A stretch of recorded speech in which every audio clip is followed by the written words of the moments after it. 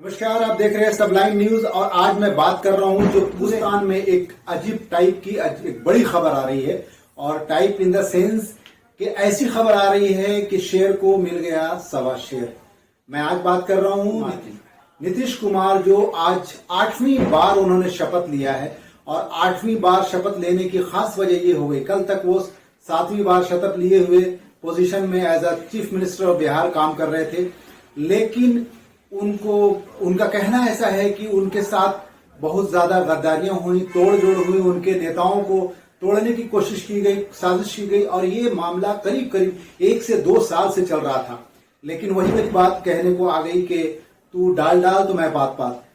उधर श्री नरेंद्र मोदी जी का ऐसा सोचना था कि 2024 तक नीतीश कुमार को बैलेंस रखना है। लेकिन दूसरी तरफ जहां से पॉलिटिक्स पैदा होती है बिहार से, और जहां पर आपको मैं याद दिलाना चाहूंगा कि जब इमरजेंसी का समय था तो जेपी आंदोलन की शुरुआत बिहार से हुई थी। और अगर उससे भी पीछे आप जाएं, जब ब्रिटिश एरा था, जब ब्रिटिश राज था, जब ब्रिटिशों का यहां पर कब्जा था, तब भी जब ब्रिटिश के खिलाफ यानी गोरों को भारत छोड़ो आंदोलन की शुरुआत करने के लिए चौपारण बिहार से शुरुआत भी बापू ने किया था। तो कहीं ना कहीं एक ऐतिहासिक जगह है वो, और आप बहुत सारे वहां के प्रमाण हैं, बहुत सारे तथ्य हैं। मैं उन डिटेल्स में नहीं जा रहा हूं, लेकिन आज आपको बताने वाला हूं नीतीश कुमार किस तरीके से सरकार को यानी बीजेपी को यानी नरेंद्र मोदी जी को और उनके सारे महकमे को, भाजपा को, आरएसएस को बड़ा झटका दिया। और उनका कहना है, और उनके सहयोगी तेजस्वी यादव का कहना है कि ये हिंदी पट्टी की शुरुआत है और शुरुआत हमने बिहार से कर दिया है। यानी कल अचानक से जाते हैं मुख्यमंत्री नीतीश कुमार राज्यपाल के पास और एक पॉकेट से अपने लिफाफा निकाल कर देते हैं, कहते हैं ये है हमारा त्याग पत्र। उन्होंने भी खुशी खुशी एक्सेप्ट कर लिया कि आगे होगी, बातें होगी, मामला होगा। उसके बाद जैसे ही उनका रेजिग्नेशन एक्सेप्ट किया, दूसरे हाथ से उन्होंने दे दिया कि ये है जी हमारा प्रस्ताव, प्रपोजल कि हम सरकार बनाने जा रहे हैं। और जानकर बड़ी हैरानगी होगी कि उस सरकार में सभी पार्टी के दल के लोग थे, यानी छोटी छोटी पार्टियां आई, छोटे से बड़ी पार्टियां, आरजेडी 79 विधायक, उसके बाद हम और जितने भी वहां के और भी पार्टीज हैं उनकी लिस्ट में नाम लिखा हुआ और राज्यपाल के हाथ में उन्होंने दे दिया और बोला कि हम कल सरकार की शपथ लेने का इरादा लेकर यहां आए हैं। और फिर क्या था, राज्यपाल को भी ये चीज एक्सेप्ट करना था क्योंकि संवैधानिक तरीके से पूरी तरह से फिट थे, पूरी चीजें फुलफिल थी।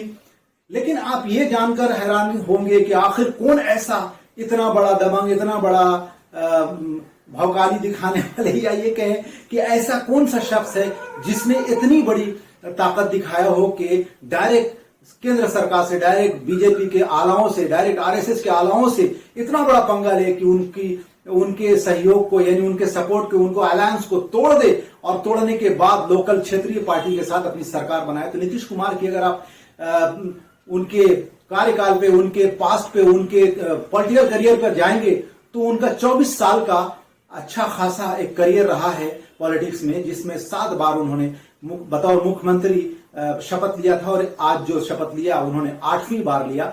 2 बार वो कैबिनेट में भी रहे हैं और आप हाईली एजुकेटेड हैं, एक इंजीनियर भी हैं पेशे से, और उनका एक बेहतरीन प्रोफाइल रहा है। अगर आप कहें तो निष्पक्ष पॉलिटिक्स करने वालों में से, अगर उत्तर भारतीयों में से अगर आप देखेंगे तो नॉर्थ इंडिया का एक लौता मुख्यमंत्री नीतीश कुमार ही का नाम आएगा।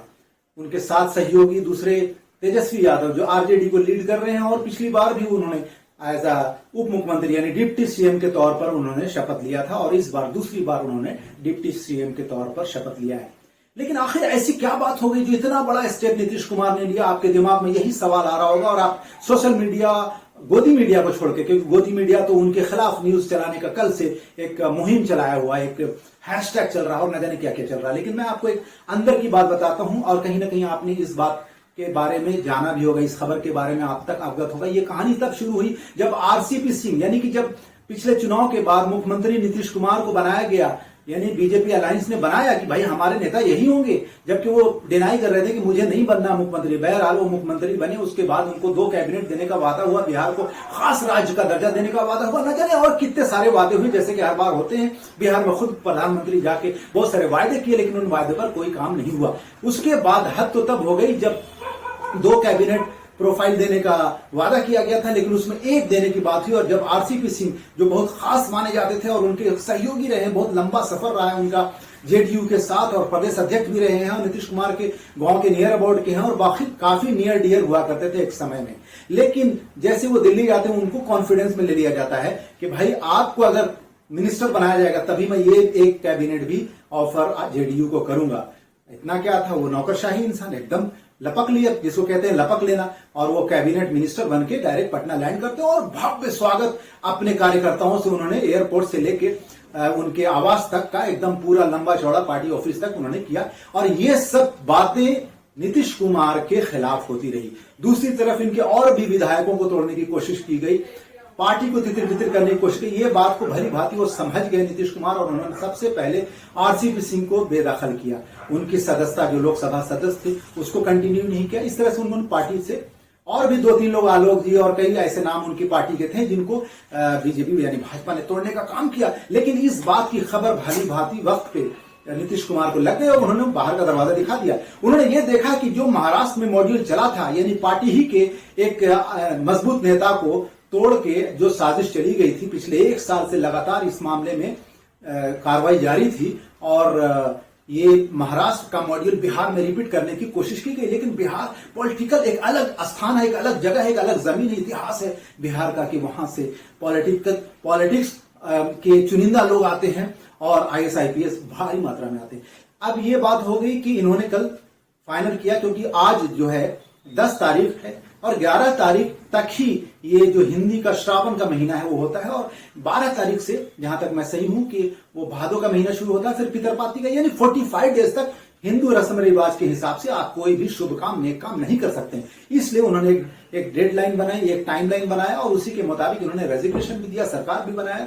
और आज वो एक अहम बात इसमें आ रही है कि जो पिछले हफ्ते 1 हफ्ता 10 दिन पहले बीजेपी के जो प्रदेश अध्यक्ष हैं जेपी नड्डा का प्रोग्राम पटना में था और उन्होंने एक बात पर अपने स्पीचेस में ये एक बात कह दी कि हमारे यानी भाजपा का सबसे जो बड़ा टारगेट है कि क्षेत्रीय पार्टियों को खत्म करना है, जिसका सीधा मिसाल महाराष्ट्र में है कि शिवसेना आज घुटने पे आ गई है, तबाह हो गई, पार्टी खत्म हो गई, सरकार खत्म हो गई, तोड़ फोड़ की राजनीति इनका तो चल ही रहा था मामला। और उन्होंने एक बात कह दिया कि हमारा जो बीजेपी का हेडक्वार्टर है हर डिस्ट्रिक्ट में होगा, जबकि आप जानते हैं कि पिछड़ेपन में अगर बिहार को देखें, गरीबी में बिहार को देखें तो बहुत सारे जिले ऐसे हैं जो काफी गरीब लोग बसते हैं वहां पर। और ये सारी चीजें जैसी उन्होंने जेपी नड्डा ने कहा कि हमारा बीजेपी का टारगेट है कि हिंदुस्तान में सिर्फ और सिर्फ हर राज्य में बीजेपी की सरकार रहे और क्षेत्रीय पार्टी को हमारा खत्म करने का मिशन, बस इतना कहना था कि सोने पे सुहागा हो गया।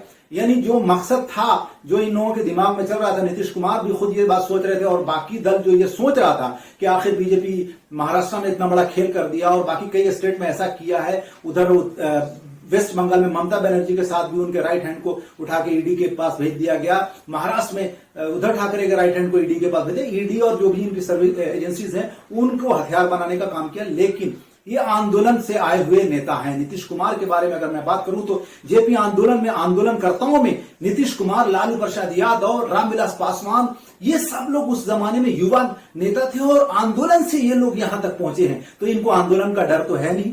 और बस क्या था, कल आनंद फानंद में इन्होंने रिजाइन किया और प्रपोजल दिया और आज 8वीं बार मुख्यमंत्री बने। तो मैं बहुत सारी शुभकामनाएं देता हूं नीतीश कुमार और उस पूरे महागठबंधन को, ग्रैंड अलायंस को बहुत सारी गुड विशेष है हमारे सबलाइन न्यूज की तरफ से नीतीश कुमार को और तेजस्वी यादव को और जो भी मंत्रिमंडल में शामिल होने जा रहे हैं या होने वाले हैं उनको हमारी तरफ से बहुत बहुत बधाइयां। हम चाहते हैं कि राज्य में, देश में अमन चैन बना रहे। जय हिंद, जय भारत।